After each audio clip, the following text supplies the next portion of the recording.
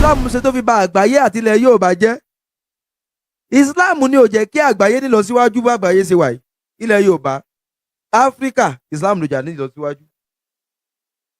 Tó wáyé pé kìí ṣe Islam ni Ìlọrin ò ti jù bá ń lọ. Ìlọrin ìlú gidi Ìlọrin náà. Ìlú gidi, ìlú dáadáa ní Ìlọrin. Ìlú dáadáa ò ní Ìlọrin. Àmọ́ wáyé tí ayé ìlú yẹn rí báyẹn. Wáyé tí ìlú yẹn ta. Wáyé tí ìlú yẹn ò tẹ̀síwájú. Wáyé tí ayé ìlú náà ń bà á jẹ́. Àbí orí yín burú ni. Ẹ fẹ́ kúre ni. Kò síbi tí Mùsùlùmí bá ti lè wà láyé tó bá fàyè gbẹ̀yìn Mùsùlùmí gan jù ní wọ́ọ̀dù ní Amẹ́ríkà UK tẹ́wàá ẹ bá ìlú ń jẹ́ tó lórí ibú nìyí. Kéèyàn lóhùn ṣe ìsìláàmù ọmọ lárúbáwá ni ọ́ ogun ló ń lé ọkọ̀ òǹlù rẹ̀ ogun àwọn Mùsùlùmí yìí náà ni o tún wá dé ìlú òǹlù o tún pè fún sẹ́ẹ̀ríà lọ orí ẹ̀ dàrú ni. Mo lè sọ ọmọ Saudi Arabia bíi 3 sí 4 tó jẹ́ wípé ọmọ Saudi Arabia gidi pé àwọn ni wọ́n sponsor àwọn agbésùmọ̀mí. Bẹ́ẹ̀ ni bójú mi lẹ̀ ń wò yìí orí yín burú ni. Torí pé ànábì gangan fún alára rẹ̀ agbésùmọ̀mí ni. Ọdún mélòó ló fi ṣe ìsìláàmù ẹ wo iye ogun tọ́jà. Àwọn kan practice sẹ̀ríà lọ for the past 25 years nílẹ̀ Haúsá Nàìjíríà. Ayé wọn ọ̀dá ẹ tún ní káwọn mọ̀ ṣe ẹ fẹ́ kúre ni ẹ fẹ́ pasán ni. Wọ́n ń ṣe yín ni àbẹ́yìn lẹ́ ń ṣera yín. Irú èsì olórí burúkú ọ̀gẹ̀lẹ̀ ń gbé kí ayé tí ò fúlù nísinmi. Ìlú ò nísinmi, agbègbè ò nísinmi, níbikíbi tẹ́ bá ti jọ tẹ́ bá ti wà why now. Wọ́n bá ní ká sọ nǹkan pàtàkì tó jẹ́ nǹkan kókó tó ṣe wípé tó bá ti lè kú òun lù kò sí bí ìlú náà ṣe fẹ́ tẹ̀síwájú ó ní ìṣọ̀kan. Kí Islam tó wọlé Yorùbá wá a ní tí wọ́n ń pè ní ìṣọ̀kan tó jẹ́ unity. Ṣé wá rí unity yẹn ibikíbi tí Islam bá ti wá dé ẹ̀mọ́ tí Islam ó ṣe á kọ́kọ́ mú unity àárín yín yẹn kúrò. Kò ní jẹ́ kẹ́ wà unite torí pé tẹ́ ẹ bá wà unite kò ní ráyè gbilẹ̀. Ẹ jẹ́ ká wò láti ayé ànábì ó ní Islam ti wà ní Ethiopia. Láti ayé ànábì wá ṣe fátúwá wípé gẹ́gẹ́ bí àdìsí kan ṣe gbọ́ pé kán má bá àwọn ará Ethiopia jà.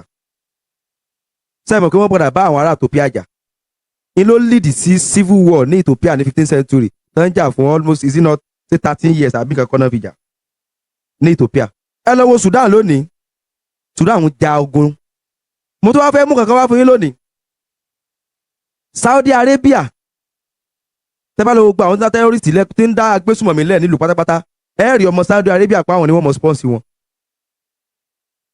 Ẹ lọ wo Iraq lónìí. Iraq is a good and special place in Iraq. Iran Islam wọbẹ̀ ayé wọn bàjẹ́. Bẹ́ẹ̀ ni mo wí fún yín. Ẹ lọ wo Afghanistan lónìí. Islam wọbẹ̀ ayé Afghanistan bàjẹ́. Kí wàá lè wá ń bá mi sọ? Islam wọ Northern Nigeria tí wọ́n ta. Kí lè wá ń bá mi sọ? Ṣé president ní Burkina Faso? Ṣé Mùsùlùmí ni? Wáyé tí ò fi aláwọ̀ ìwọ̀n ẹ̀ńtọ́rẹ́jì Saudi Arabia tó láwọn lọ́bẹ̀ tó láwọn fẹ́ bá kọ́ mọ́sálásí 200. Why? Because ó mọ̀ wípé orí burúkú náà fẹ́ wá bóun sí lọ́dọ̀ òun. Kí ló dé tí wọ́n pa kí wọ́n ti pokọ rẹ̀ ti jẹ́ kí wọ́n ti pokọ president Libya yìí ti jẹ́ Gaddafi. Ṣé bó ń bá àwọn Mùsùlùmí ṣe? Àwọn mujahideen ló fẹ́ lò láti fi unite Africa. Bọ́n ṣe pa àǹgán dà èmi fọwọ́ sí. Bọ́n ṣe pa àwọn ọ̀dà tẹ́lẹ̀tẹ́lẹ̀ mo ní kọ̀ọ̀dà kan ṣe pa. Bọ́n ṣe pa àǹdà tó bá ṣe pé orí kìíní ẹ̀sọ́ sí dì ní tí a ó ti tà tán ní gbogbo Africa. Torí àwọn mujahideen àwọn Mùsùlùmí ló fẹ́ lò láti fi unite Africa. And it won't work. Repercussion rẹ̀ ò lè dá ayé wo ò lè nítumọ̀. Nígbà tí Gaddafi wá kú obó ní ayé Libya ṣe rí báyìí o. Tó wáyé pé Islam yẹn jẹ́ sínre. Yemen súnmọ́ Saudi Arabia and Yemen is the poorest Arab country. Yemen is the poorest Arab country. Suri ní àwọn kò nínú ìṣèjọba Islam inú wọn ní ṣòro báyìí o. Àwọn ọmọ Iran wọ́n ń yarí díẹ̀díẹ̀ pé ìyà yìí ti pọ̀ jù. Gbogbo pé wọ́n ń lo ìjọba Islam 19th century ní o fully àti 19th century láyé wọ́n ti ń bà jẹ́ bọ̀. Àti 19th century ni tí wọ́n ti ń ta bọ̀. Kí wá nìkan gidi tí èyí tèmi wá máa ń bèrè ojú pé kí ni nǹkan gidi tí Islam mú wá fún world tí world ń generate tí world ní tí ó pé ó ṣe àgbáyé ní àǹfààní ní ayé yàtọ̀ sí illusion tẹ́ kó wa dà sí.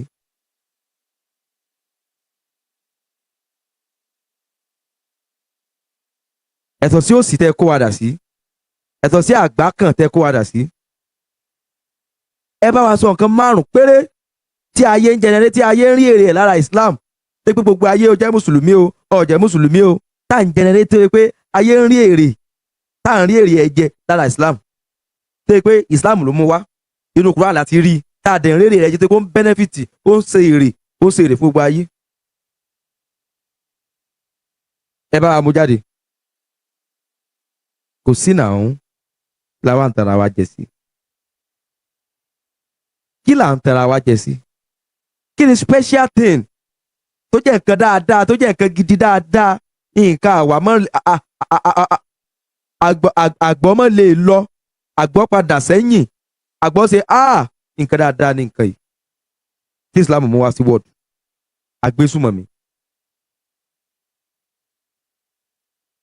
agbésùmọ̀mí yes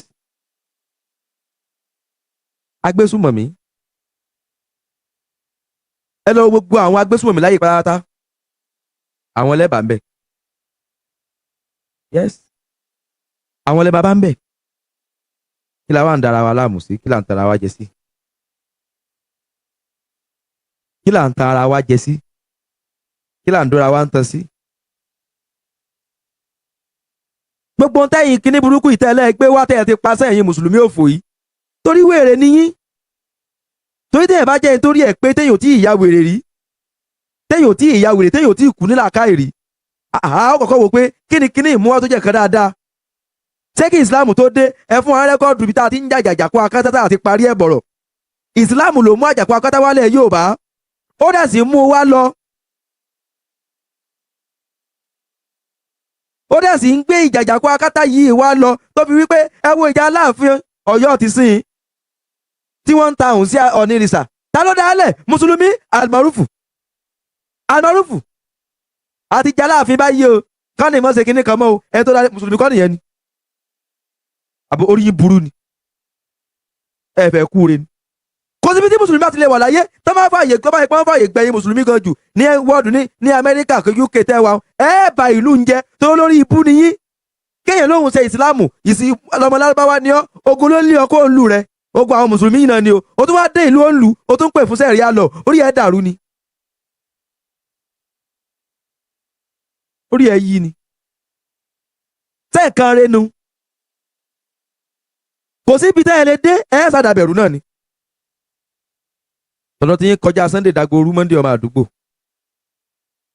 da ibẹ̀ rú Somalia ò gbádùn mọ́ o 99% ti Somalia báyìí mùsùlùmí ni wọ́n Sudan ò gbádùn o Mali ò nísinmi o Yemen ti ta báyìí o Suri gan mọ́bi tí ó gbọ́rọ̀ ayé rẹ̀ já Iraq gbogbo wọn kàn ń wò bí ìsù ẹ̀gbẹ́ ẹ̀yọ́ lórí ibú tẹ́lẹ̀ jẹ́ mùsùlùmí ẹ̀wà UK yìí ẹ̀wà US yìí ṣé Islam náà fi ń rúlù mẹ́ orí yín burú ni.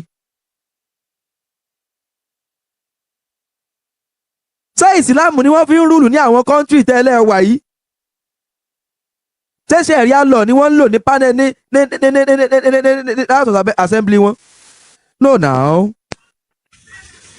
ní benefit ẹ̀sìn tí ẹ máa gbà tí ní benefit ẹ̀sìn tẹ́ ẹ máa gbà tẹ́ ẹ̀ ní nísinmi mọ́ why mo lè sọ ọmọ Saudi Arabia bíi 3 sí 4 tó jẹ́ wípé ọmọ Saudi Arabia gidi pé àwọn ni wọ́n sponsor àwọn agbésùmọ̀mí bẹ́ẹ̀ ni bójú mi lẹ̀ ń wò yìí orí yín burú ni torí pé ànábì gangan fún ara rẹ̀ agbésùmọ̀mí ni ọdún mẹ́rin ló fi ṣe ìsìláàmù ẹ wo iye ogun tó jà ẹ wo iye ogun tí ànábì gangan jà ní àárín ọdún mẹ́rin tó fi ṣe ìsìláàmù ọdún mẹ́rin ànábì fi ṣe ìsìláàmù ẹ wo iye ogun tó jà ẹ wo iye ogun tó jà tí wèrè ara rẹ̀ jà ìkàn pààyàn kí ayé bẹ́ẹ̀ náà dẹ̀ ni gbogbo àwọn tí wọ́n ń já ti ń ṣe Islam pátápátá gbogbo wọn tí ń kì wípé bẹ́ẹ̀ ànábì ṣe fílẹ̀ làwọn ti gbọ́dọ̀ mọ́ ṣe wáyé tẹ́ wàá fúnra yín lọ́pọlọ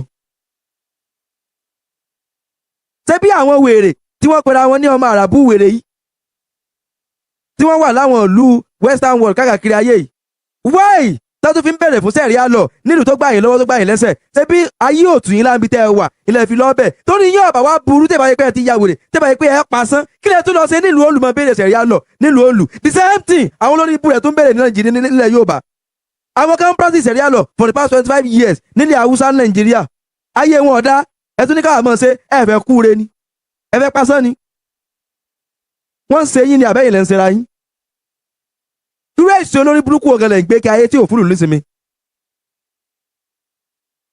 ìlú ò nísinmi agbègbè ò nísinmi níbikíbi tẹ́ bá ti jọ tẹ́ bá ti wà why now tó tá a bá ti lè fúnra wa ní ọpọlọ ẹ̀sìn òfò tí wọ́n mọ̀ gbélé alọ́wọ́ nù báwọn ní ilẹ̀ yóò àní ó ti ẹ̀ tó narrative kan tí wọ́n ń put out tí wọ́n ní ilẹ̀ Yorùbá ìṣẹ̀lẹ́bọ àwọn wèrè wọ́n ní kíní yìí o wọ́n lé egun ni olóbùkún wọn ni wọ́n sọ ọ́nù wọ́n lẹ́ran díẹ̀ kú mbẹ́ ẹ̀ ní kúure ilẹ̀ Yorùbá ilẹ̀ ẹlẹ́bọ ni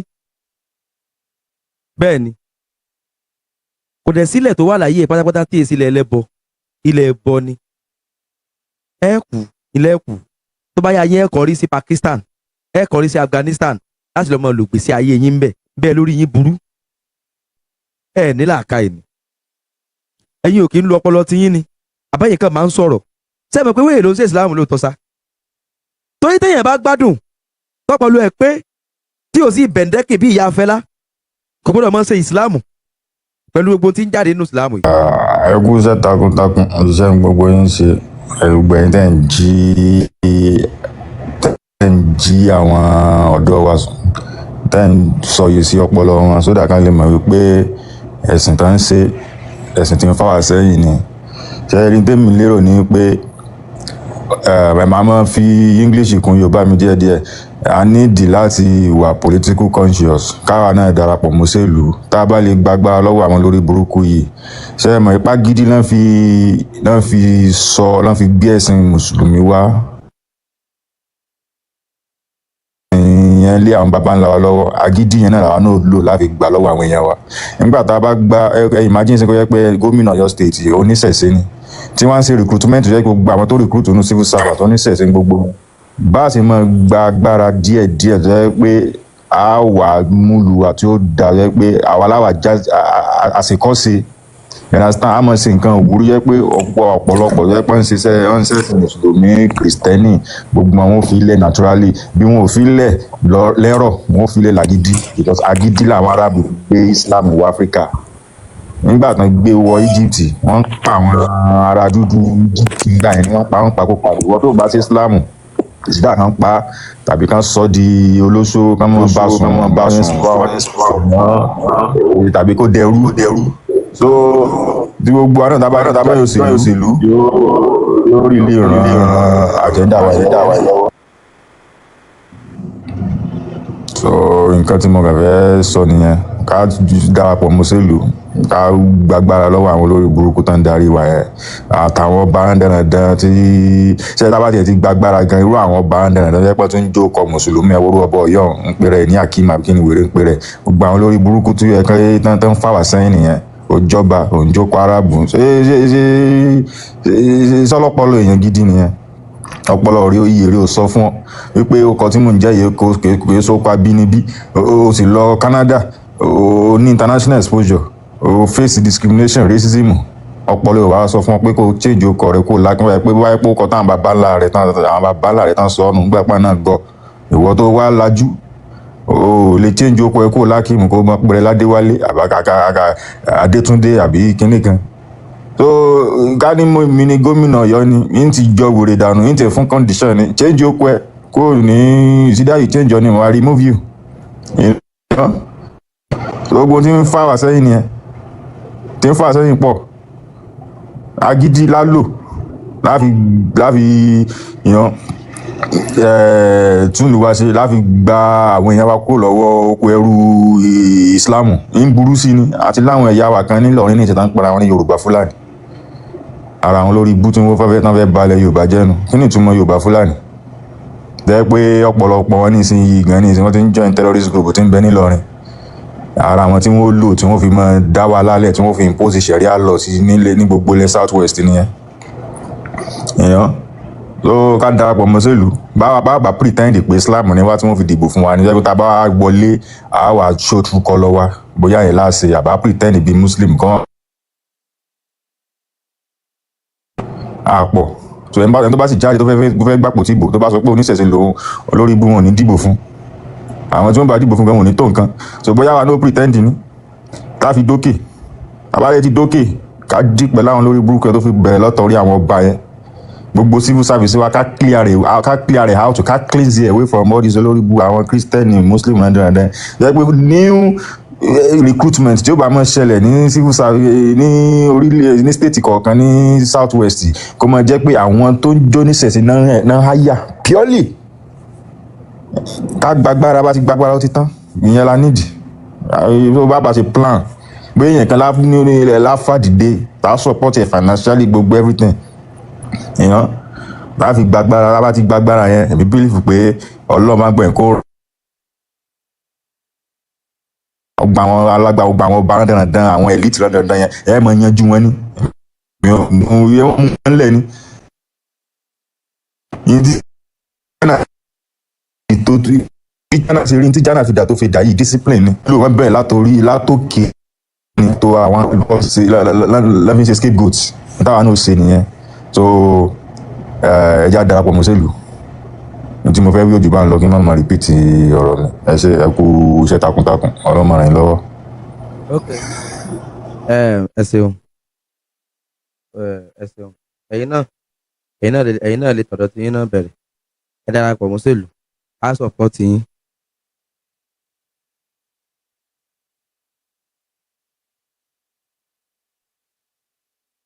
àpọ̀ náà díẹ̀díẹ̀ náà ni kọ́lọ́nsàánú tó bá ṣe díẹ̀ sínsìn àgbè gbàgbò àwa ti gbé igbá ìbò tọ́lọ́n bá ṣe ká wọlé á ṣe nǹkan gidi tí ó mú aráàlú wú orí aráàlú wú yẹ pé torí wọ́n bá wú gan èèyàn ní ṣe wàhálà téèyàn fi di gómìnà gan yàrá ti di gómìnà Ọlọ́run ti bá yàn ṣe nìyẹn téèyàn ó lò ipò téèyàn ó lò láti fi gbé ìṣẹ̀ṣe lárugẹ nìyẹn jẹ́ pé ìṣẹ̀ṣe gan yóò máa wu àwọn aráàlú gbogbo èmi àwọn churches tán kọ́ sáàrin ìlú tán kọ́ gbogbo ẹ̀ pátálẹ̀ yóò nìkan close ìdànù àwọn churches gẹ́gẹ́ pé bóyá kan close gbogbo ìdànù bọ̀ ìjọ kan gbọ́dọ̀ kan máa create branches yàrá díẹ̀ kan máa create ẹnu agboolé gbogbo ẹ̀ kò sí tó jọ ẹ̀ bá ti ní ìjọ kan bì kan fine ẹ̀ máa kan máa try láti máa create I need the industries gbogbo tá a need nìyẹn àwa náà dẹ̀ create ìṣẹ̀ṣe worship center you understand tí ó máa counter àwọn lórí burúkú yẹn so that wọ́n máa ti ń ṣe Sunday tiwọn náà àwa náà máa ṣe tiwa àá dẹ̀ máa modify rẹ̀ àá máa structure rẹ̀ débi pé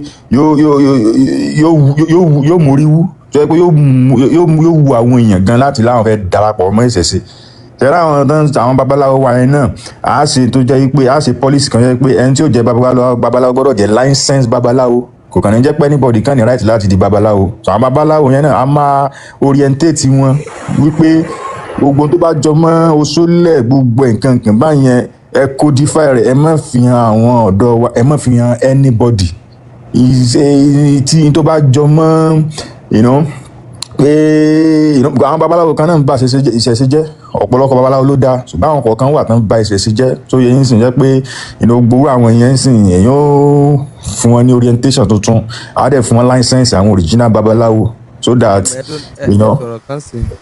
ẹni wípé oṣooṣi àbí kílẹ̀ mí báyìí.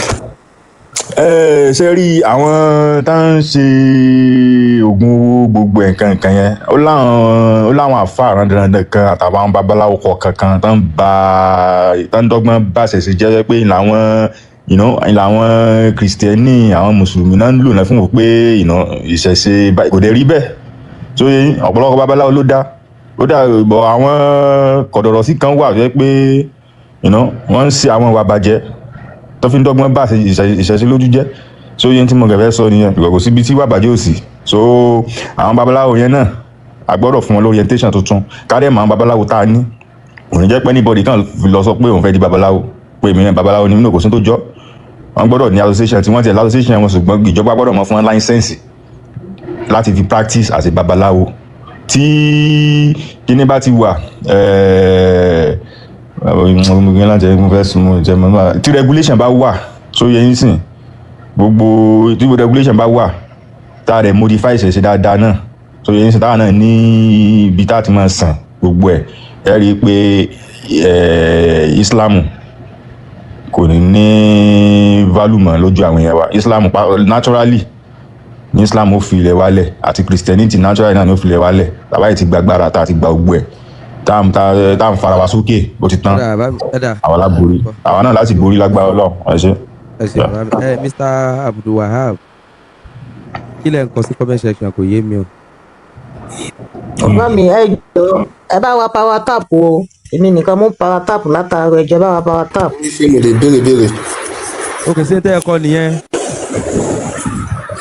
Can I ask a question? ok mo ń gbọ́. ní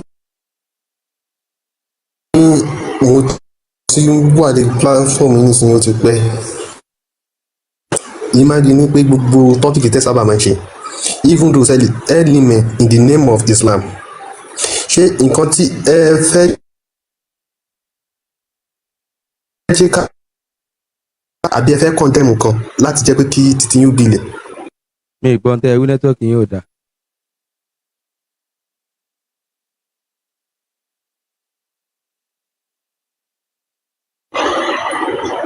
mo lérò pé ń gbọ́ mi. mo ń gbọ́ báyìí. mo ń gbọ́ báyìí. ṣé ń gbọ́ mi.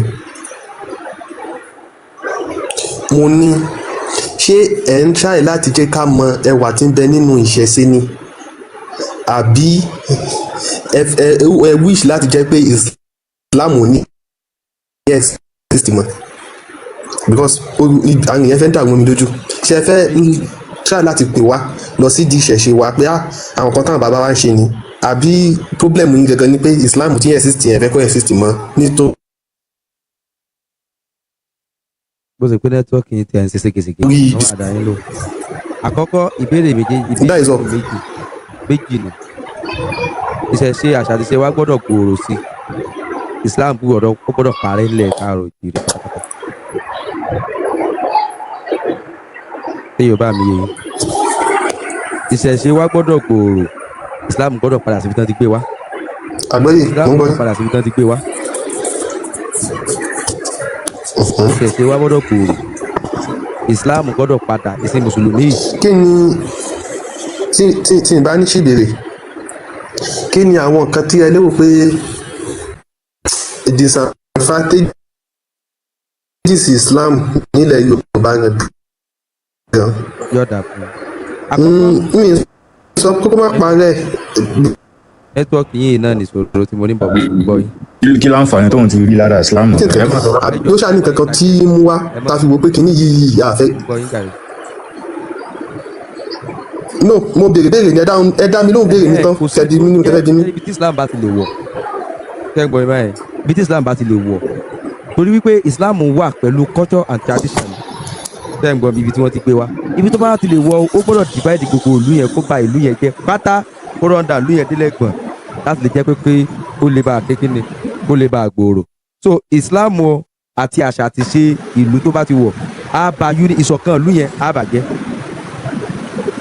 so ibikíbi tí Islam bá ti lè wọ̀ á bàjẹ́ irú ẹ̀ ni tó ṣe nílẹ̀ káàárọ̀ òjìrè nílẹ̀ Yorùbá ní Nàìjíríà lápapọ̀ Islam ló da unity tí ń jẹ́lẹ̀ Yorùbá rú unity Nàìjíríà fẹ́ wo Islam lọ́kàn. nítorí pé sáfìsì ó dáa ní ìgbẹ́ ọkọ̀ tẹ̀ ń sọ. nẹ́tíwọ́ọ̀kì yìí ni kìí sáfìsì ọ̀rọ̀ tèmi. báyà kẹ́ wọlé kẹ́ jáde báyà kẹ́ jáde kẹ́ wọlé padà rẹ̀ náà ọ̀ nẹ́tíwọ́ọ̀kì yìí ni ò dáa kìí sọ̀rọ̀ tèmi àbí kẹ́ táàpù lójú screen dáadáa.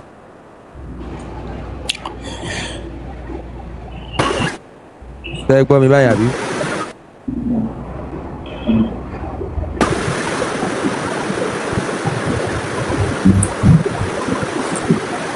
ọmọ yọ ẹ dákun ṣe lè sọ̀rọ̀ because mi ìgbọ́n tí ẹni wí. nẹ́tíwọ́ọ̀kì yín ni ò dáa mò ń gbọ́n tí olóòtú ń sọ bóyá kẹ́ bọ́ọ̀lẹ̀ wọ́n ní kẹ́ wá padà wá tẹ́ bá ti bọ́ọ̀lẹ̀ tẹ́ padà wá nẹ́tíwọ́ọ̀kì ó lè bẹ́tà. mi ò gbọ́n. mo ti táìpù sórí comment section. gbogbo nǹkan tẹ́yìn bí mo ń gbọ́ sẹ́yìn gbọ́ nǹkan tẹ́yìn mi. mo ń gbà àti ń gbọ́ báyìí bóyá ó ti ń bẹ́tà you can go ahead. bàbá orúkọ yìí ọ̀dọ̀ bàbá ni gbogbo nǹkan tẹ́yìn sọ pátá lè mi gbọ́. Okay, ogun tẹ́yìn tú. bẹ́ẹ̀ni bẹ́ẹ̀ni Okay, bóyá ọ̀dọ̀ that is it kódà Bàbábíálà máìkì ní àǹtí títún sọ̀rọ̀ ìgbọ̀n gbogbo tó ń sọ mò ń gbọ́ ọ̀nà nínú mo fi sọ fẹ́ dáhùn yẹn bóyá kẹ́yìn dá mi lóhùn rẹ̀. ok sẹ́yìn gbọ́. Ok, bóyá kí n dá wọn lóhùn. Ok, ọlọ́run fẹ́ dá yín lóhùn. sẹ́yìn gbọ́ tí mò ń wí báyà bẹ́ẹ̀ tó ń gbọ́. sẹ́yìn gbọ́ báyà bẹ́ẹ̀ gbọ́ Mr. Abdulwahab. Abdulwahab. mo ṣẹ̀ṣẹ̀ ń gbọ́ yín ní báyìí. ibikíbi tí. aláàtí ń gbọ́ yín ẹ máa sọ̀rọ̀ náà. èmi ń gbọ́ olóòtú náà wá everybody lè gbọ́. àbí ibo ẹ mọ̀ bí ọgbọ́n tún ni àwọn ará TV tún dá à ń gbọ́n tẹ́ ń sọ olóòtú ẹ máa sọ̀rọ̀ lọ́jà rẹ̀.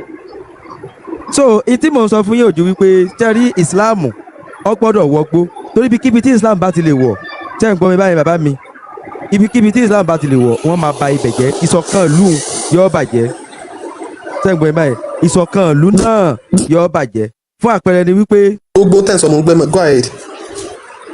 lẹ́tọ̀kì àbáyé ní sọ̀rọ̀ wọ́n ń sọ̀rọ̀. azam bí àwọn bí wo ló ti bàjẹ́ àtọ̀nà tí ń bàjẹ́. yọ̀dà fún yín ìsìláàmù ó wá pẹ̀lú culture lárúbáwá ni torí ìsìláàmù culture lárúbáwá ni ẹ jẹ́ ká fi Ìlọrin ṣàpèjúwe ìgbà tí ìsìláàmù tó dé Ìlọrin ẹni wọ́n tó snatch Ìlọrin mọ́ àwọn ìdílé Àfọ̀njá lọ́wọ́ àkọ́kọ́ nù ẹ lọ wo ogun Jálùmí tàjà lóṣogbo ogun Fúlàní pẹ̀lú àwọn balógun alánàmú àwọn balógun kí ló ti pọ́kọ balógun àwọn ìdílé ọmọ Musa ìtì jẹ́ sẹ́ǹgbọ́n tí mò ń wí báwọn tó kẹ́ tí wọ́n jẹ́ wá wò ó wípé bí Ìlọrin ṣe rí lónìí kí ló fa tí Ìlọrin fi rí bẹ́ẹ̀ lónìí Ọ̀yọ́ ìlú Ọ̀yọ́ balógun Ajíkòbí yọ̀dà fún yín balógun Ajíkòbí balógun alánàmú ìsìláàmù ló yí orí wọn tí wọ́n fi sọ̀pọ́ọ̀tì Fúlàní against ìran wọn torí wọ́n lérò pé àwọn ń jà fún ilẹ̀ Yorùbá wọ́n lérò pé àwọn ń jà fún mùsùlùmí wọ́n lérò pé báyà ìsìláàmù ni àwọn ń jà fún wọ́n lérò báyà ìsìláàmù làwọn ń jà fún náà fi ṣe kí ni àwọn náà wá destroy Ọ̀yọ́ ilé àwọn ni wọ́n kógun jà Ọ̀yọ́ ilé ẹ lọ wòtò Ọ̀yọ́ ilé ìsìláàmù ló jógun jà ẹ wá wo wàhálà kan wá ń ṣẹlẹ̀ láàrin àwọn ọmọ Yorùbá ní ìsìn yìí. ẹni sùúrù náà ẹ̀dá kan ní sùúrù ẹni sùúrù pẹ̀lú ṣẹ́rí pẹ̀lú ẹni sùúrù ṣẹ́rí bíi tí mo bá béèrè yóò wù mí kó jẹ́ pé ẹ dá mi lóhùn with good standard ni ṣẹ́rí àwọn èyí tẹ̀ máa mú fi ń dá mi lóhùn yẹn máa sọ̀rọ̀ ní pé báwo ló ṣe rí ẹ lọ wo ìtàn èmi ní gbogbo ìtàn Ṣàngó jagun kìíní jagun everyone ẹ sọ ìwò Yorùbá tí ò jagun ẹ sọ ìwò Yorùbá tí ò jagun anísànwó Ògbómọ̀ṣọ́. sàn jagun fi káwọn ẹ̀rẹ́ wọn. olóòtú ẹ má bínú bàbá mi ẹ má bínú ẹ dáríjì mi Mr. Abdulwali ẹ sọ disadvantages tí mú wá fún wa báyìí tẹ́ bá ní kẹ́mọ́ sọ̀rọ̀ ẹ máa nílẹ̀ ó. bàbá Waheed tí wọ́n lọ láìpẹ́ yìí láti kí ní ìgbóná báyìí gbogbo àwọn ẹbẹ́ bàbá mi Waheed tí wọ́n lọ láìpẹ́ yìí wọ́n fẹ́ sáàndì bí ẹni tó nímọ̀ ṣùgbọ́n ìmọ̀ wọn ò kún wọ́n sọ̀rọ̀ kan wọ́n ní wípé kẹ́mi mọ́ sọ̀tàn fáwọn o ṣé àwọn Ògún àwọn Ṣàngó ṣé wọn jagun ni tó ẹgbẹ́ nẹ́tíwọ́ọ̀kì wọn bá wá dáa màá wá ní kán fún mi ní ìlú méjì tó jẹ́ tí ìṣẹ̀lẹ̀ Yorùbá o tó jẹ́ ìlú òǹlù tí wọ́n gbé ogun lọ kó wọn wá tí wọ́n gbé ogun lọ bẹ̀ wípé tọ́ o bí Yorùbá ṣe ń ṣe yìí o ẹ gbọ́dọ̀ mọ̀ ṣe bẹ́ẹ̀ ní dandan. èmi fẹ́ béèrè kan lọ́wọ́ wọn ni ìsìláàmù lọ́nà tó máa ń sọ ọ̀nà bó gan ni ọ̀nà bó ló já sí. ọ̀nà pàwọn rìn. ẹjọ́ tó ké lórí ọ̀rọ̀ àlùjànnà yìí torí àti ìṣayé ọ̀nà bó ló já sí láyé láti ẹ̀kọ́ ọmọ tó já sí láyé náà ká tó mọ bá a ṣe máa fọ́lù ẹ̀ ká fi bá wà àlùjànnà ọ̀nà bó ló já sí. because wọ́n béèrè orí lọ́wọ́ rẹ̀ sí ó sọ ìrù ẹ láwọn bàbá wa náà jagun àtìgbà tó ti wá jagun ní years back ogun wọn ló tún ti wá ṣẹlẹ̀ lójú yín nínú ìran wọn kejì ìran wọn kẹta ogun wọn náà jà tán rí ọ̀nà bó gan ní gbogbo ìlú ló ń ṣe ìlú rẹ̀ tán jà sí ọ̀nà ìlú tiwọn ẹ̀yin jà sọ́nà ọ̀run ẹ̀ tí ìkú ẹ ti kú ikú ò tí ì pa yín ẹ̀yin gan ti kú ẹ ti jà sọ́run ẹ̀yin mùsùlùmí ẹ̀ sọ pọlọ́kalẹ̀ ìjà ní Saudi ń jà tí ìlú wọn fi ń da dìsìn torí ìlú Saudi ń da bẹ́yìn ò bá mọ̀ pé ń da ok ọ̀nà wo ni mùsùlùmí wá ń jà sílùú Nàìjíríà ọ̀nà wo ni mùsùlùmí Yorùbá ń jà sílùú Nàìjíríà nílẹ̀ Yorùbá tí Yorùbá ti tún da torí kò tí ì yé mi ọ̀nà wo gangan ló já sí gan ìsìláàmù lọ́nà ọ̀nà bo ẹ̀ tí ìta yẹn lẹ́fẹ́ ṣọ̀run ẹ̀yin lẹ dájẹ̀sí yìí sílẹ̀ oníṣẹ̀ṣe ò ẹ́ bàjàjà ẹsẹ̀ rí oníṣẹ̀ṣe ò sọ fún yín pé kinní kan rí à ń sọ bí ìlú ṣe máa da báyé wá ṣe máa da mi ò wọ́n bí wọ́n ṣe ń fún tó báyìí gbogbo yẹn ìjà sànàbí ànàbí tí ò mọ̀ràn yín rí tí ò mọ̀ yálà ya bàbá ńlá kú bàbá yín rí ẹni tó ti ṣe tiẹ̀ tó ti bá tiẹ̀ lọ irú bàbá tó ń sọ̀rọ̀ yìí ọmọ rẹ mélòó ló lè rán ní private university ní Nàìjíríà lónìí ọmọ mélòó ìlú ò da ebi ń pa wá wọ́n sọ̀rọ̀ epo àwọn epo 1000 gbogbo 800 kìíní kan 1000 basic ṣé bá ṣe máa bá a lọ nìyí nǹkan tó ń bi wá gangan nìyẹn nǹkan tó ń ṣé bá ṣe máa bá a lọ nìyí ọ̀tọ̀ níbi tó yẹ ká jà sí ẹ̀ ń jà sọ náà ọ̀nà òfò ọ̀nà parun ọ̀nà àdánù ọ̀nà tẹ́lẹ̀ kò dé bẹ́ẹ̀rì ta ló kú rí tó bọ̀ rí ẹ lè torí ànábì kú ẹ lè torí kinní kan kú ànábì tí ò rán yín iṣẹ́ Jésù tí ò rán yín iṣẹ́ àní ẹjá jà fáwọn ọmọ tiwa ọpọlọ yẹn wá lọ páípáí báyìí ó sú mi o. mo ti gbé wáyé sókè. èmi ò wá sókè ni. wọ́n ní ká pick àwọn mo ṣe ń gbé wọn wá sókè.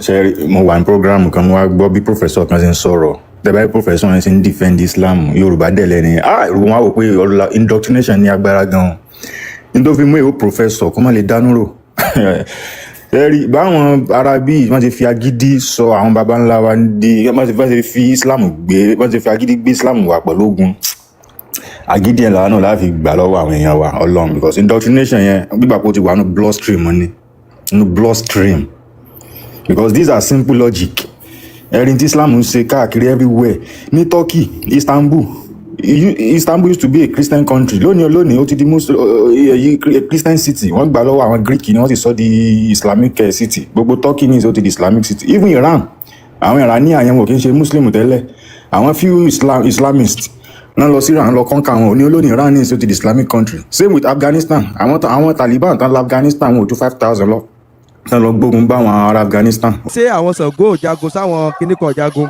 tẹ́ ń gbọ́ mi. bẹ́ẹ̀ni ṣé wọn já. ẹ jẹ́ wá fún yín nídìí lóòótọ́ wọ́n lè jagun wọ́n sì lè wọ́n jagun mi ò dispute ẹ̀ bọ́ ẹ sọ ìlú kan tí èsì ilẹ̀ Yorùbá yìí o tí àwọn tẹ́ ẹ sọ yìí gbé ogun lọ bẹ̀ pé wọ́n gbọ́dọ̀ mọ ṣe Ṣàngó wọ́n gbọ́dọ̀ mọ ṣe Ògún ẹ bá ń sọ ìlú kan tá a gbó tán gbógun lọ pé wọ́n gbọ́dọ̀ mọ ṣe Ṣàngó wọ́n gbọ́dọ̀ mọ ṣe Ògún. wọn ò lè gbé ogun lọ sílùú kan wípé wọ́n gbọ́dọ̀ máa ṣe Ṣàngó because àwọn ní Yorùbá gangan tẹ́lẹ̀ náà Ṣàngó èsè nǹkan tá a gbọ́dọ̀ ṣe. ẹ̀yin tẹ́ ń ṣe ló dàrú mọ́ lójú. Abdulwahab ó dàrú máwọn mọ̀lẹ́bí. that is it because mi lè sọ pé kẹ́ máa sin bàbá tèmi. ó dà máwọn mọ̀lẹ́bí ẹ lójú ìbéèrè tí mo bí ọ́ ò dá mi lóhùn. nísìnyí a rí wípé wọ́n gbé ìsìláàmù wọ́n fi ń jagun mọ́ gbogbo wọ́n fi ń jagun ní gbogbo ìlú wọ́n fi ń kógun jàlù pé gbọ́dọ̀ mọ̀ sí ìsìláàmù fine. ó wá sọ wípé sí àwọn bàbá tiwa náà jagun wọ́n ní ó sọ ìlú kan tí àwọn bàbá wa gbé ogun lọ wípé tọ́ o gbogbo àlámọ̀ wípé wọn ò tí ì mọ̀ sin Kaaba wọn ò mọ̀ kírun kánàbí tó dé ànábì dé lónìí wọ́n mọ̀ kírun wọ́n mọ̀ sin kankan ó dẹ̀ gbé kiri gbogbo ìlú ó dẹ̀ kógun jà wọ́n. Abdulwahab sọ ìlú kan tílẹ̀ Yorùbá gbógun lọ pé dandan láti o ẹ gbọ́dọ̀ mọ̀ ṣe fá ẹ gbọ́dọ̀ mọ̀ bá wa bọ̀gún ẹ gbọ́dọ̀ mọ̀ ṣe fá bá ń sọ ìlú kan tá a gbógun. alẹ́ ẹ lè gbé ogun lọ ìlú kankan ẹ lè gbógun lọ ìlú kankan because ẹ lẹ́sìn gbogbo àwọn Ṣàngó kìíní tá à ń sìn yìí nìsín ó lè jẹ́ pé dáàdì mi ni Ṣàngó yẹn kó jẹ́ pé that is it. Abdulwahab jọ kí wàá ní ráìtì tí Islam. bàbá àwọn kan ní tí ò pọn dandan tí gbogbo owó sìn. bàbá tèmi ni kí wàá ní ráìtì tí Islam ní láti lọ sílùú òòlù lọ kó ogun jà wọ́n ń bẹ̀ kí ni ráìtì tí Islam ní láti sọ pé nílùú yìí o ẹ mọ̀ sí Islam o àwọn tí yóò bá wá ṣe òkan kó ogun jà wọ́n kí ni ráìtì tí Islam ní. kí ni ráìtì tí Islam ní láti kógun jà àwọn tí kò ṣe Islam ráìtì wo ni Islam ní.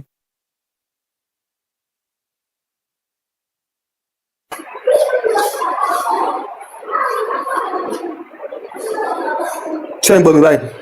àní ráìtì wo ni Islam ní láti kógun jà àwọn tí wọ́n láwọn ò bá ṣe Islam tó bá jẹ́ pé ibi tí Islam bá ti lọ o wọ́n lọ mọ́ pa àwọn èèyàn ni wọ́n lọ mọ́ bá àwọn èèyàn jà ń bẹ́ẹ̀ ni kí ni ráìtì Islam ní kí ni ráìtì wọn ní.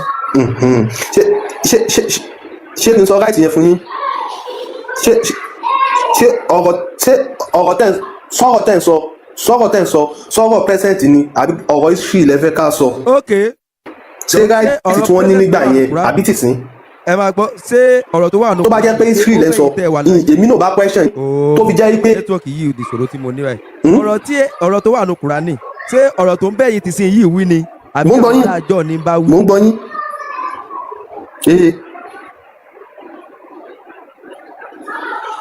Ọ̀rọ̀ tó wà ní Quran, ọ̀rọ̀ tó bá gbogbo ayé wí ni, tó sì jẹ́ pé gbogbo tẹ́sítì ní ṣe àtàwọn tó lọ Farabalẹ̀. àtàwọn tá a wà àtàwọn tí tó ń bọ̀ wá gbogbo wa ló bá wí. àní sẹ́yìn bẹ̀yìn tẹ́ ẹ wà láyé nìsín yìí wí àbáwọn tó wà láyé gbà nìkan náà ní bá wí tó bẹ̀yìn tẹ́ ẹ wà láyé nìsín náà wí. Gbogbo wa ní bá wí, gbogbo Okay. wa ní bá wí. kí wàá ní tẹ́ ẹ wá ń sọ fún mi nísìnyí o wípé ọ̀rọ̀ ìjà tí mẹ́ńbẹ́ o past ni bó o láti mọ̀ wípé ọ̀rọ̀ ìjà ọkọ̀ bẹ́ẹ̀ yín wí o tó yẹ pé ní àwọn ìlú kan lágbàáyé nísìnyí báyìí bí Iraki ogun náà fi wọbẹ̀ bí Egypt wọn kógun wọbẹ̀ bí Sudan ogun ni Ethiopia wàhálà ni China fìtínà ni ilẹ̀ Haúsá ìjẹ̀gbọ́n ni wáì tó wá tán wá ń dà lóru kí ẹ̀sìn dáadáa.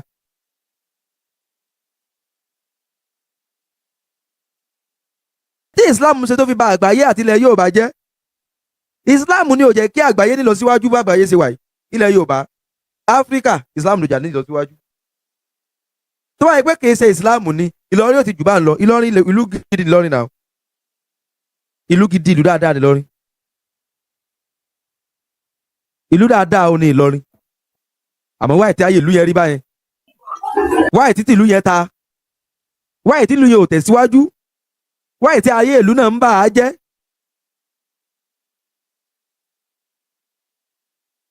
gbogbo yín pátápátá tẹ́ ẹ gbé Islam wọlé Yorùbá àtẹ̀yìn tẹ́ ẹ tó ń ṣe ẹ pasán àtẹ̀yìn tẹ́ ẹ ń pè fún sẹ́ẹ̀rí á lọ sẹ̀yà panẹ̀ ẹ̀ ní kúri. àní tẹ́ ẹ bá lọ wo ìlú Áfíríkà àkọ́kọ́ tí Islam kọ́kọ́ wọ̀ Ethiopia ni nàún.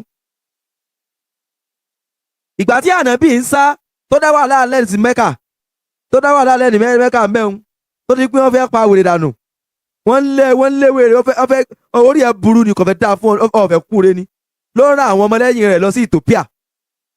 Yes, Ethiopia ló kọ́kọ́ gbà wọ́n láàyè Ethiopia ó gbà wọ́n láàyè náà fi sọ nínú history yẹn pé ànábì ṣe fatuwa wípé kí wọ́n mọ̀ sí kankan sí àwọn ọmọ Ethiopia o later ni ànábì tó fi fatuwa mi ṣe àbí táwọn Ethiopia bá àtàkì wọn kò sí any document kankan pé Ethiopia àtàkì àwọn ọmọ mùsùlùmí ẹ lọ wo ogun abẹ́lé ogun abẹ́nú tí wọ́n jà ní 15th century tó tẹ̀kì wọn ní 13 years ó kọ́ ara nǹkan tí Ethiopia fi wíìkì báwọn torí kíni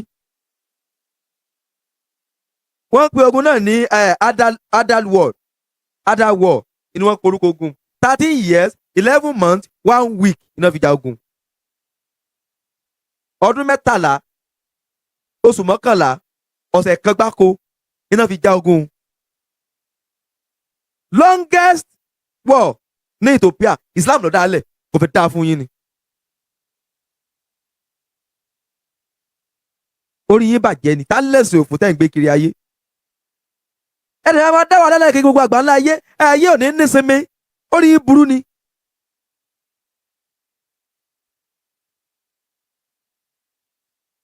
ẹ̀yin àfáà yìí ẹ pàṣán títí ayérayé tọmọtọmọ lẹ pàṣán tìrantìran ẹ pàṣán àwọn ọmọ tí wọn ò tí ì bí tó bá tó sọ pé àwọn ó ṣe ìsìlámù tó láwọn ó ṣe àfáà lẹ́yìn yín pẹ̀lú orí burúkú tẹ̀sí wọn pàṣán tóyí tí wọn bá pàṣán wọn ò ní mọ̀ pé orí àwọn ti burú. why dandan ni kí tiwa bàjẹ́ tán ni ẹ pa wá tán ni. ẹ wà mọ pariwo ìsìlámù unity ẹ jọ mọ kírun kankan náà orí yín burú ni tí gbogbo kí gbogbo adi ká mọ jọ kírun kankan náà àti pé náà ẹ wá kírun kankan náà nísìn àwọn ṣíà àwọn sáláfì àwọn kọ̀díríyà nkankan ṣé ẹ rẹ́ papọ̀ ni ṣé ẹ jọ rẹ́ ṣé ẹ rẹ́ ẹ rẹ́ náà ṣé ẹ jọ rẹ́ papọ̀ ẹ jọ rẹ́ náà wáyé tẹ́ ẹ jọ rẹ́ wáyé tí ẹ̀yin àti àwọn kọ̀díríyà o tìjàníyà o wáyé tẹ́ ẹ rẹ̀ tí bí mùsùlùmí jọ ní. súnà yóò mọ bá ṣí àjà yóò mọ já àwọn sálàfí jà why are you both not Muslim? ohun tẹ́ ẹ fi mọ̀ pé ẹ̀sìn náà kì í ṣẹ̀sìn rinu ohun tẹ́ ẹ fi mọ̀ pé kí ni ẹ̀sìn náà o kì í ṣe ẹ̀sìn rinu. ẹ lọ wo ìgbà tí ẹ lọ wo documentary ìgbà tí 9/11 ṣẹlẹ̀ l'Amẹ́ríkà nígbà tí wọ́n wá àwọn nẹ́tíwọ́ọ̀kì àwọn Al-Qaeda tí Amẹ́ríkà CIA tí wọ́n wá wọn dé Somalia tí ẹ bá ṣe wípé wọ́n níjà láàrin ara wọn sẹ́mi pé kò sí any grand intelligence officer kankan tó jẹ́ ti CIA ní Somalia wọn ò ní torí gbà tí riot ti tẹ̀lẹ̀ ńbẹ̀ wọ́n ti kó ogun network wọn kó ńbẹ̀ wọn ò ní grand wọn ò ní intelligence kìnìún kankan níbẹ̀ tí ẹ bá ṣe wí ìgbà tí wọ́n tó ń ja ìjà olórí láàrin ara wọn làṣírí wọn tó tú tó di wípé Osama bin Laden wá rán àwọn kan ó rán àwọn bíi right handed díẹ̀ láti máa rẹ̀ pé kán lọ yanjú ìjà wọn ìní Amẹ́ríkà fi ti ní wọ́n fi rí kọ́lì wọn ẹ̀yin tẹ́ ẹ mọ́ pariwo pé fóònù kan wò lè tíráàkì ẹ mọ́ tara yín ìní fóònù tí wọ́n wá ń lò fóònù yẹn kì í ṣe normal phone báyìí wọ́n connect fóònù yẹn mọ́ satellite ní straight kọ́ mọ́ bá tíráàkì ẹ̀ ó ní wọ́n fi communicate pẹ̀lú ara wọn fóònù yẹn iná wá pick channel iná wá pick ẹ̀ kódà gẹ́gẹ́ bí títẹ̀yẹ́ tó dé nísìnyí gan ìwọ tó bá ń lo fóònù tí èsì lu fóònù tó wọ̀ táwọn lò yìí lò ó tó wà láìbù láti track ẹ̀ down ní world tower ó easy láti track down gan satellite ni yóò pick satellite ní fóònù yẹn connect mọ́ direct á dẹ̀ pick ibi tó ń gbé Osama bin Laden ò ní rán right man ẹ̀ tó jẹ́ igbákejì rẹ̀ tó jẹ́ ọlọ́wọ́ ọ̀tún ẹ̀ lọ sí Somalia débi wípé yóò wà mọ́ satellite fóònù tí ó connect mọ́ satellite débi pé wọ́n á rí ibi tó wà pick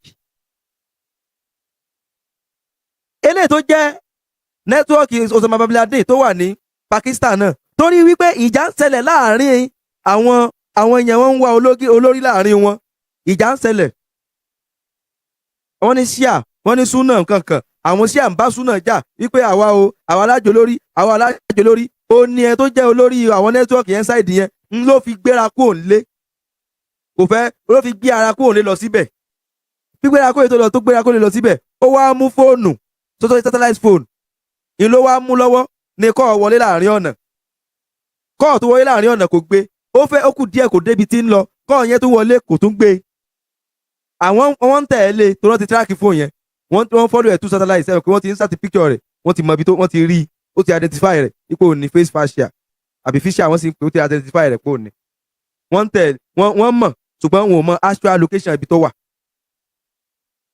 kẹ́mọ̀ wo tí Islam ń dálẹ̀ o so àwọn agbésùnmọ̀mí ni wọ́n o so kété tó wá di pé ó lọ síbi tó ń lọ ó débi tó ń lọ yóò kú òun bẹ́ẹ̀ kúkú òun bẹ́ẹ̀ tí ó kú òun bẹ́ẹ̀ inú kọ́ mi tún wọlé ó bá lábáyé wá rí pé important call ni ó pick ẹ̀ ibi tí wọ́n ti pick ẹ̀ nu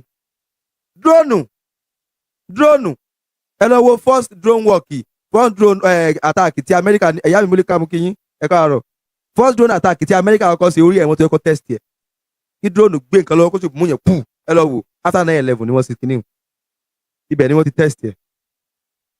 kí ni mò ń sọ fún wa ni wípé kíní yìí nǹkan bú ni kò sí bó ṣe fẹ́ ṣe tó àgbákan ni ó padà dálẹ̀. ṣébíjọ́ níjọ́ wo ni mò ń sọ history Afghanistan fún wa mò ń sọ history Afghanistan fún wa Afghanistan ẹ bá rẹ̀ wo country Afghanistan yẹn láti ilẹ̀ they are one of the best and good country in the world before Islam àmọ́ kí ni Islam wọlé tí wọ́n ta ni. ẹ wá wo títẹ̀ yẹn Afghanistan báyìí o Sunna àtàwọn sẹ̀ríà àtàwọn sálàfì kankan wọ́n ń bára wọn jà àwọn ọmọ onílù náà wọ́n yarí igun bíi mẹ́ta nìjà tí ń ṣẹlẹ̀ ń bẹ̀ báyìí àwọn ẹ̀sìn kan náà ń bára wọn jà àwọn ọmọ onílù wọ́n fẹ́ gbàlú padà kẹ́lẹ́ tí ń ṣẹlẹ̀ ní Afghanistan náà ní ṣẹlẹ̀ ní Iran ó náà ní ṣẹlẹ̀ ní Iraq ṣé bí Iran prince ó ń bẹ ní Amẹ́ríkà Iran prince ń bẹ l'Amẹ́ríkà náà tó náà sọ yí pé tẹ àwọn gbọ́dọ̀ gbà ìlú àwọn padà lọ́wọ́ àwọn kíní burúkú tó gbà lù yìí. ẹ lọ wo Iran revolution ní 19th century Iran revolution ní 19th century ẹ lọ wo Iran revolution in 19th century ẹ lọ wo.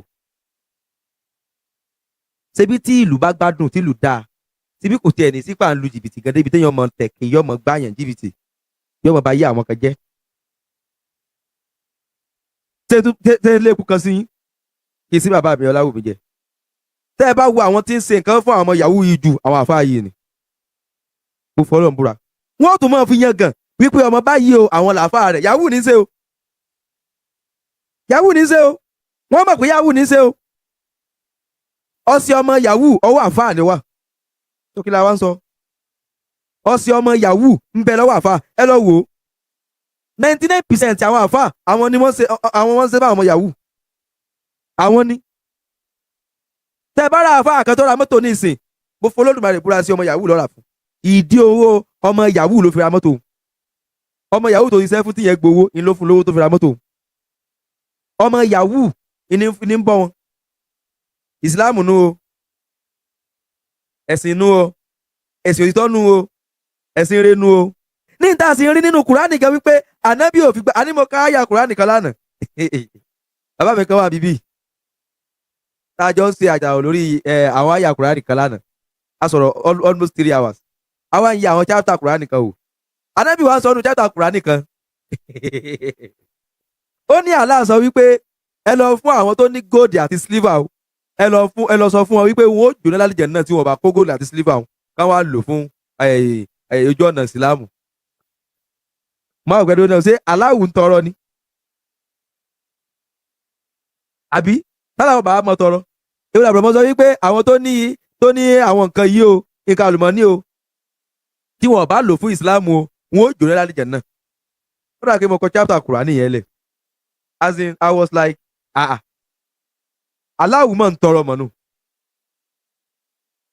aláwù ń tọrọ olè nígà yẹn aláwù Muhammad is a thief.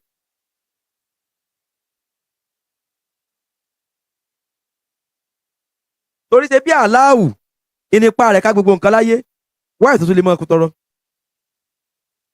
wáì síbò ló ní gbogbo nǹkan níkàáwọ́ wáì tó tún wà ń tọrọ nǹkan lọ́wọ́ àwọn tó ní tí wà ń dẹ́rù àlìjẹ́ náà bá wọn tí wà ní tọ́ o tẹ́ ẹ bá ti kú tán o gbogbo tẹ́ ẹ lò sójú ọ̀nà aláàyè o ẹ wọ̀ ná.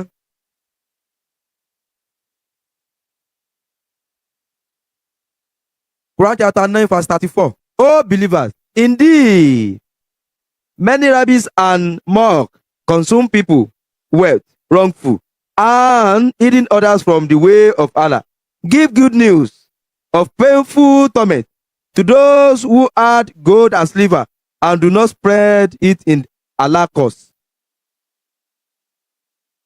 Ẹni kan báwo. Allah ń tọrọ góòdì. Ó ní wọ́n náà kan wọn sí ọ̀nà ibi tí ọ̀dà ni wọ́n náà sí o. Ó wá ní gbogbo ẹ̀yin onígbàgbọ́ òdodo. Ó ní ẹ lọ fún àwọn tó ní nǹkan àlùmọ́ọ́nì yìí tí wọ́n ní ọrọ̀ yìí. Ẹ lọ fún wọn ní ìró ìbànújẹ́. Wípé bí wọn ò bẹ́ẹ̀ lè wá náà kan wọn sí ojú ọ̀nà Allah. Wọ́n jẹ ìyà tábàlálẹ̀ jẹ̀ náà. Ṣé aláwù ń tọrọ ni àbáláwù ń bẹ̀bẹ̀? Is aláwù tọrọ or aláwù sì bẹ̀bẹ̀? Táláwù bá ń tọrọ ẹ̀jẹ̀ á mọ̀. Táláwù bá ń bẹ̀bẹ̀ ẹ̀jẹ̀ á mọ̀. Sẹ́yìn tó dá ayé àtọ̀run tó lè máa bẹ̀bẹ̀ nǹkan. Ẹ jẹ́ kẹ́jọ fọpọlọ wa wò ó ẹni tó dá ayé àtọ̀run tó dá èmi àti ẹ̀yin kó wá tún máa tọrọ nǹkan lọ́wọ́ mi. So possible. So possible.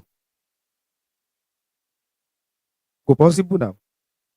Ó ju bàbá mi lọ gbogbo nǹkan tí ń bẹ láyé yìí o olóni o olóni o. Olùbẹ̀bẹ̀ ni olùbẹ̀bẹ̀ wọ́n ní olùbẹ̀bẹ̀ ní aláwù olùbẹ̀bẹ̀ Allah nílò ó nílò nǹkan. Ẹ wá tún jẹ́ ká ẹ máa wo ibi tí àwọn Kùránì òfò yìí tó jẹ́ pé ànábì ti ya wèrè. Ẹ̀sìn náà ẹ̀sìn òfò ní ẹ̀sìn tí ò ní ọpọlọ. Ẹ̀yọ̀ ànábì ẹ mọ̀ pé àwọn àfáà náà alátọ̀rọ̀ jẹ ni wọ́n. Àwọn àfáà ń tọrọ jẹ. Ẹ jẹ́ ká lọ sí Quran chapter 85 verse 22 to 22. Ó ní pé sẹ́ẹ̀rí Kùránì tẹ̀ ń wò yìí o. Ẹ jẹ́ nǹkan. Àwa náà lè mọ̀ ká lọ́dọ̀ wa mẹ̀yẹn. Ẹ náà lè mọ̀ ká ẹ jẹ́ káwa náà tiẹ̀ mọ̀ sí i tábà tí wàá lè sí o ẹ jẹ́ mọ̀ ká fún wa. Quran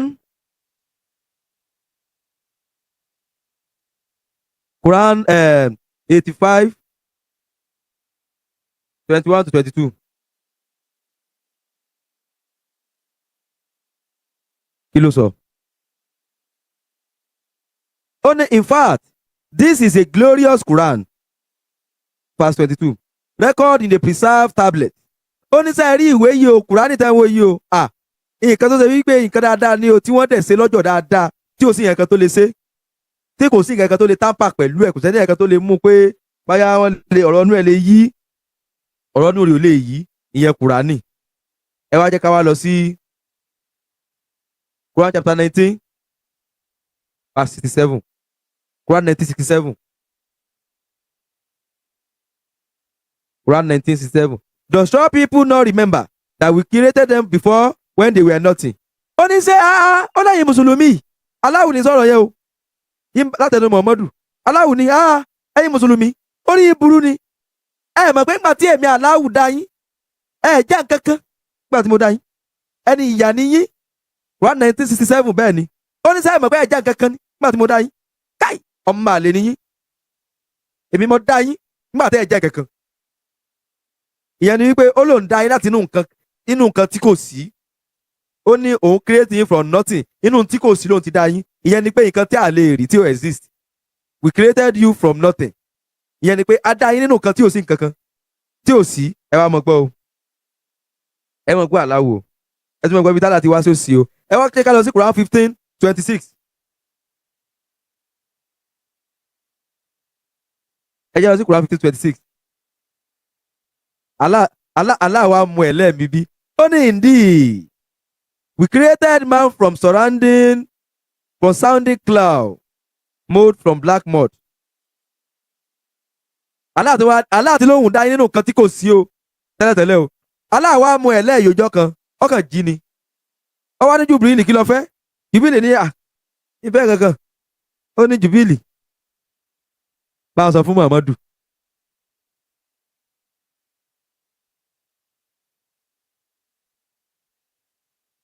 Jùbìlì ní kí lẹ fẹ́ sọ?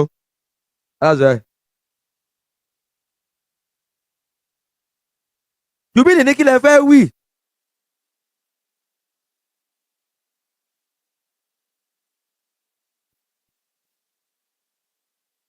Jùbìlì ní Aláwù sí òsì.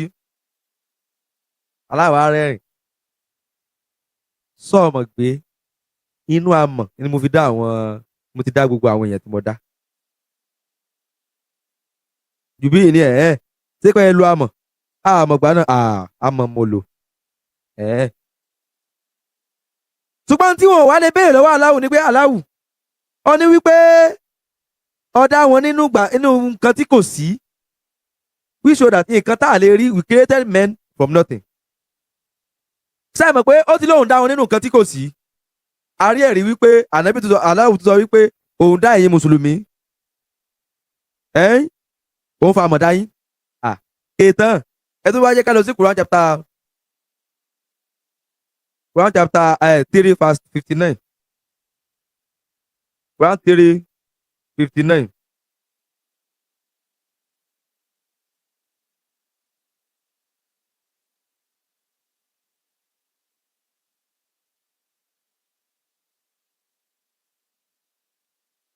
Quran 3:59. Quran 3:59.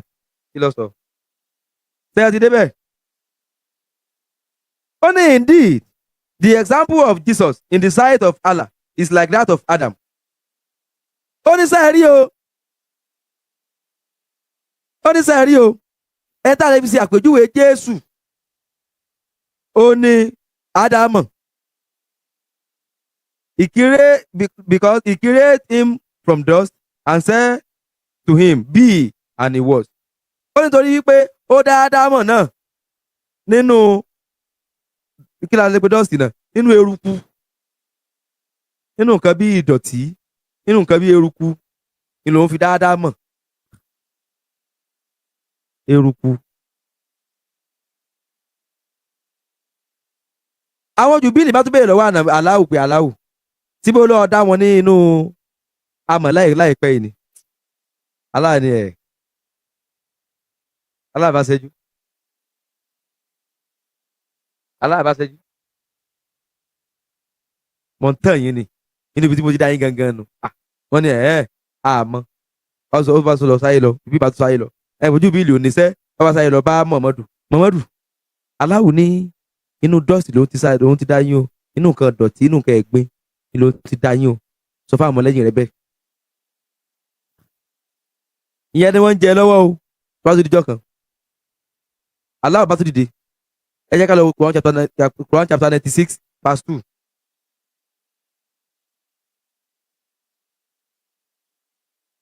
Quran 96 verse 2. Quran 96 verse 2, ẹ jẹ́ ká lọ wò.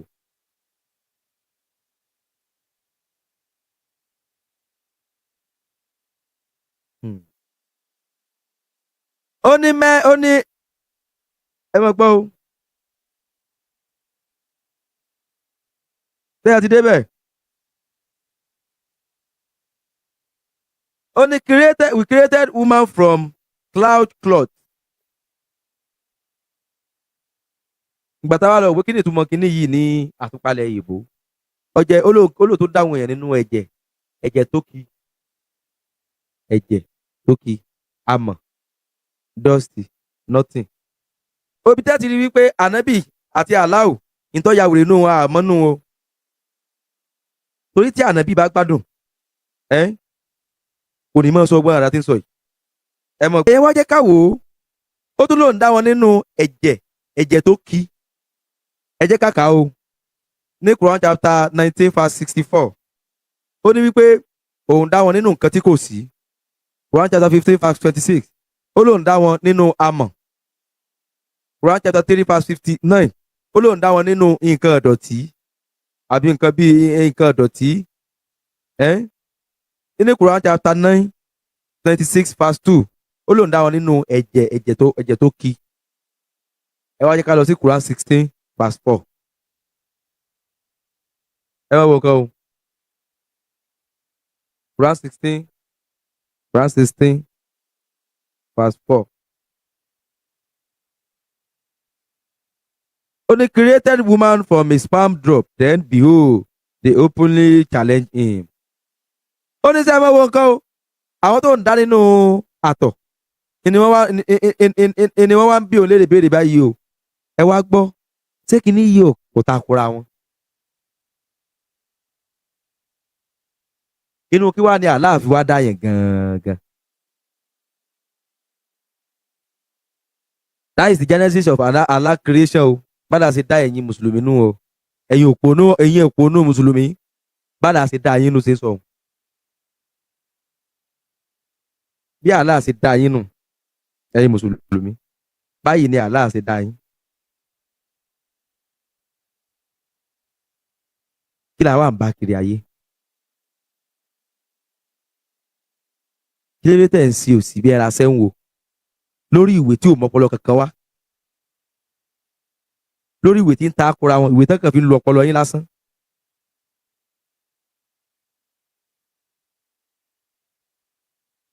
Ìwé tí wọ́n fi ń lu ọpọlọ yín lásán. Wọ́n kàn ń lu ọpọlọ wa ni.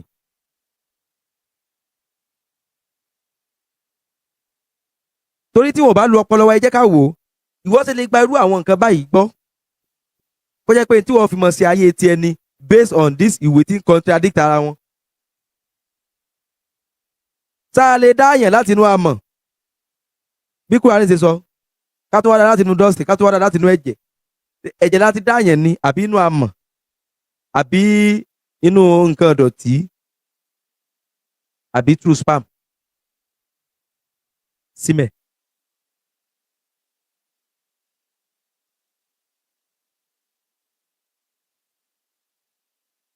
Gbogbo èèyàn ọmọ ìyá mi pátápátá nù tó jẹ́ ọmọ Yorùbá.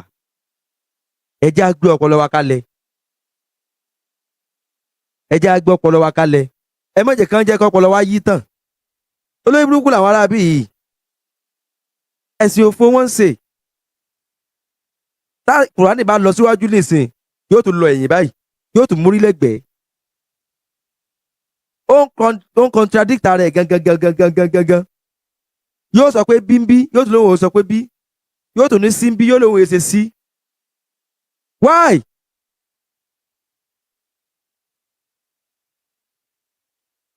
Why?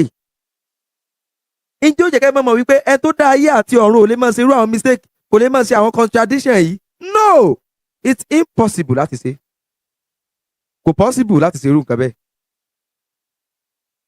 Ẹ tó dá ayé àti ọ̀run ò lè ṣe kíni, kò lè ṣe irú nǹkan bẹ́ẹ̀.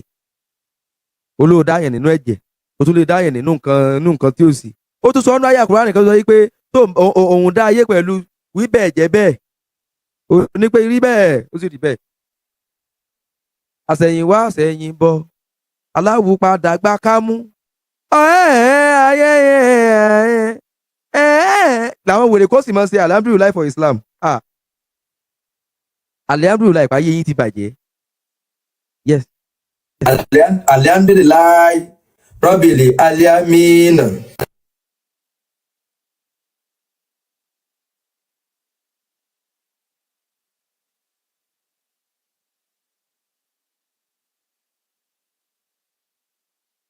Wọ́n á dẹ̀ mọ́ sí alhamdulillah for Islam.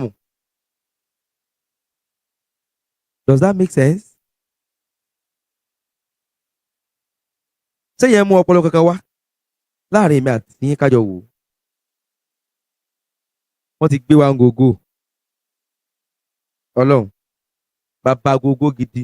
Ẹni tí ọpọlọ ẹ̀ bá pé tọpọlọ ẹ̀ pé tí ọpọlọ ẹ̀ pé kò gbọdọ̀ sínú Islam. No. Ìwọ tó o bá wà ń bẹ̀ o gbọdọ̀ jẹ́ tọpọlọ rí ò pé àwọn náà máa ń ṣe Islam. Ó lẹ́fi rí wípé wọ́n ń béèrè fún ṣẹ̀ríà law. Torí pé kí ni ọpọlọ wọn ò pé náà ni náà fi ń béèrè fún ṣẹ̀ríà law. Tọpọlọ wọn bá pé wọn ò ní ever béèrè fún ṣẹ̀ríà law.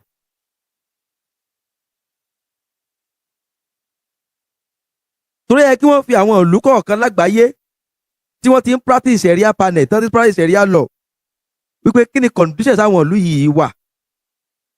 Ṣé condition wọn dáa àbí condition wọn ò dáa kẹ́ ẹ̀ tó pasán, àmọ́ wèrè níyẹn ti pasán ẹ̀ ní béèrè ihun tẹ́sà mọ̀ ṣe ni pé bẹ́ẹ̀ ṣe dàlúrú tẹ́ ṣe bàlújẹ́ pẹ̀lú ẹ̀sìn òfò tẹ́ ṣe kiri ayé ìnìkan ló máa ń mú lọ́kàn ti yín. You are too selfish débi wípé kí ní tó bá lè rí kó ṣẹlẹ̀. Ẹ sáà fẹ́ ṣẹ̀ríà panel, ẹ sáà fẹ́ ṣẹ̀ríà law, kẹ́ ẹ pasán. Tẹ́ ẹ bá pasán, àwọn ọmọ yín náà tún lè dé bá kọ́tùmọ̀ bá ṣẹ̀ríà law, kọ́tùmọ̀ láwọn náà ń wá ṣẹ̀ríà law kí ẹ jọ pasán papọ̀ ni.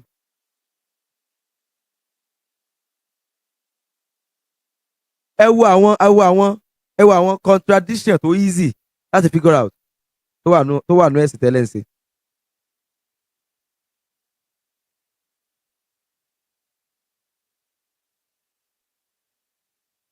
Tán bá níta ní àkọ́kọ́ mùsùlùmí wọ́n ní Ábúráhámù. Tẹ́wọ́n sọ pé dominic ta ní àkọ́kọ́ mùsùlùmí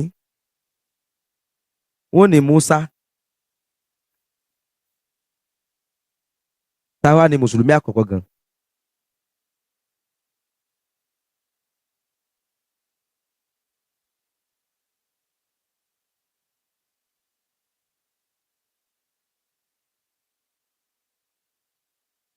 Ǹjẹ́ àwọn àfáà wa mọ̀? Ǹjẹ́ àwọn àfáà wa lè sọ? Ǹjẹ́ àwọn àfáà wa gan gbọ́ rí? Àmọ́ lè sọ torí hàn ní làákàyè. Torí ẹ̀ lèmi ò fi mọ ọ̀rọ̀ gbogbo wa pátápátá. Ẹ jẹ́ á yọ àwọn ọmọ wa kúrò ní ilé kéwú káyé wa lè bá a dáa. Níwọ̀nba àgbà tá a bá ń fi àwọn ọmọ yìí sí ilé kéwú, àkóbá ńláńlá ni wọ́n mọ̀ jẹ́ fún wa àti ọjọ́ ọ̀la wa. Torí kí ni ìdí ni pé wọn ò lè sí àlàǹfààní kankan ju bí lọ.